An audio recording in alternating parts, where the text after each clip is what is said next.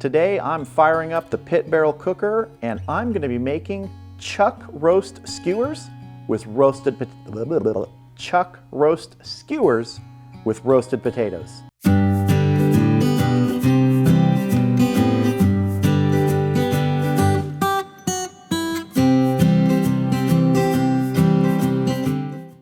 So what I'm starting with here today is about a 3-pound USDA choice chuck roast. Now I chose one of the flat cuts because it's going to be easier cutting it into the cubes that we want for the skewers. So I'm just going to first start by separating these two sections of the chuck roast right along this fat line here. A lot of times when you get a chuck roast, you'll see string around it tying it together. That's to hold these sections together. Set that aside. I'm not going to do any other trimming. We want some of that fat on here, and I'm just going to go ahead and look at about the size that I want. And you can see this is a little wider at this side, thinner at this side. So I'm going to break this down into two first, and I'm going to start trying to get maybe 1.5 inch cubes. If it's a little bigger, it's not going to hurt anything. Set those aside. Keep working my way here. Now these are pretty big, but you know what? That'll be okay. If you have any extra little pieces like this that fall off, put them inside a Ziploc bag, put them in the refrigerator, put them in the freezer. They're great to use for things like sauces that you're going to make meat sauces or things like that. So for seasoning on these pieces of chuck roast, I'm going to be using the Pit Barrel Cooker Beef and Game Pit Rub. Want to get a good coating on all the sides. Not going super heavy, but we're not going light either. Turn these over. I'm just going to start rolling these around here. You can do this in a bowl if you want. One more little dusting here. All right, now I'm just going to take the pit barrel skewers and I'm going to start working my way through these pieces of chuck roast, and in between each I just want to shove a piece of onion.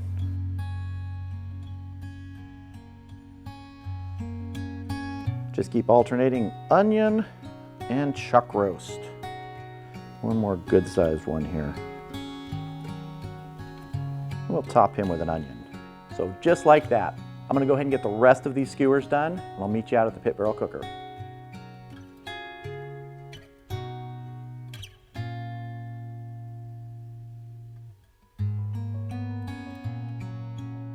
All right, so I've tried something here just as an experiment to see if this works. Someone made a suggestion about creating a well in the center of the briquette holder of the pit barrel cooker.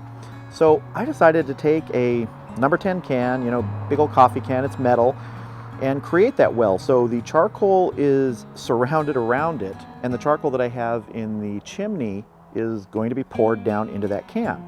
Now I cut slots in the can so that I can lift it out once the lit charcoal is in the center, and we'll see. Will that make it easier to get it right in the center? Maybe I'm overthinking this. I don't know. I like to tinker. So we'll see how it works.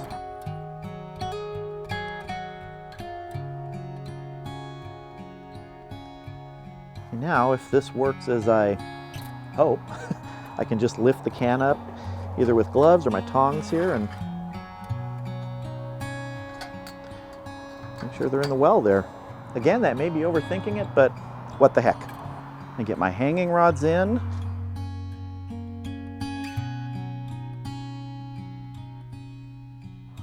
Before I get our skewers and something else on there, I want to put a piece of post oak down here.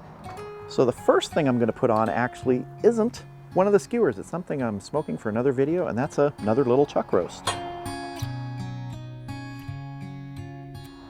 Next, we're going to get our chuck roast skewers hung. I also have, you can see that, some red potatoes on a skewer. We're going to roast those.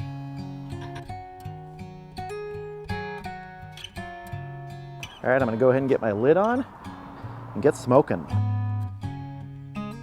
All right, so I'll be checking these skewers in probably about an hour. The potatoes may be close to done, and those chuck roast pieces are going to take several hours. So just going to let them go until they're tender, pull those off, and we're going to have some good eats. All right, we've been going for about an hour here. Let's have a look at our skewers and see how they're doing. These are looking really nice. Now what I want to do is I want to get a kind of a tenderness temperature check on one of the skewers. So I'm going to go ahead and pull one of the skewers out and use the thermopen so we can see. All right, so this is just to sort of check here. Your temperature looks like it's about 150. I want it to be higher than that, and we're still, you know, we're getting tender, but I think we still have more to go. So let's get this back on.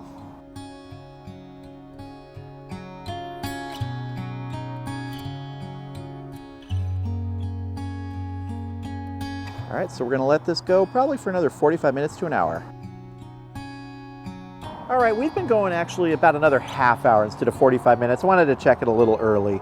So let's see how we're doing. Let me get one of these skewers up here. It's looking good. So I'm gonna check for tenderness and temperature. Oh, much more tender than it was before. That is good. Let's just go for a temperature here and see what we got. Yeah, it's still got longer. We're about 165. I want to get it closer to 190-ish on this for these skewers so it's more tender. If it hits 200, I'm happy with that too. So let's get this back on.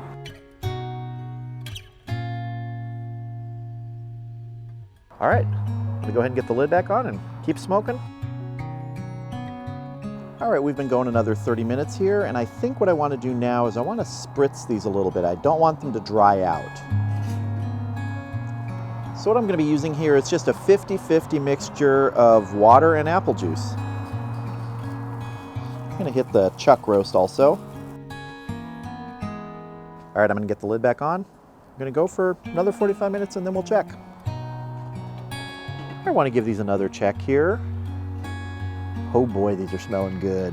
Now what I'm going to do is I'm going to take these off, put them on a tray, check them for tenderness once more. I'm going to probably spritz them if they're not done, and I want to check the potatoes a little more closely. All right, so first thing I want to do is just kind of check for tenderness here.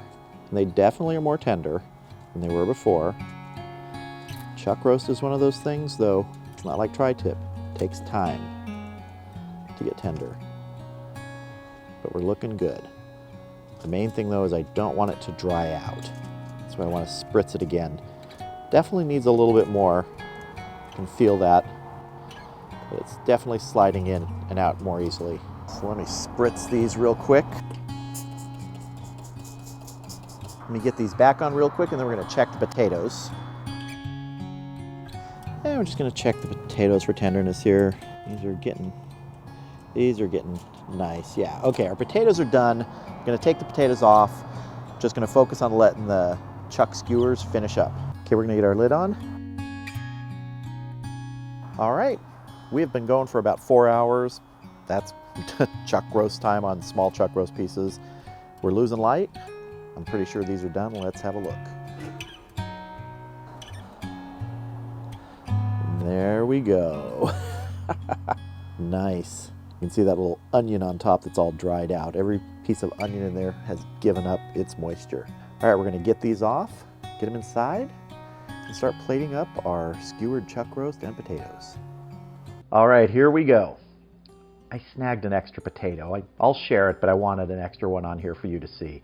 I took 5 pieces of the chuck roast from those skewers and then some onions. You can just see, I hope you can see the bark that developed on these just like they would on a chuck roast whole. I mean, it really is beautiful.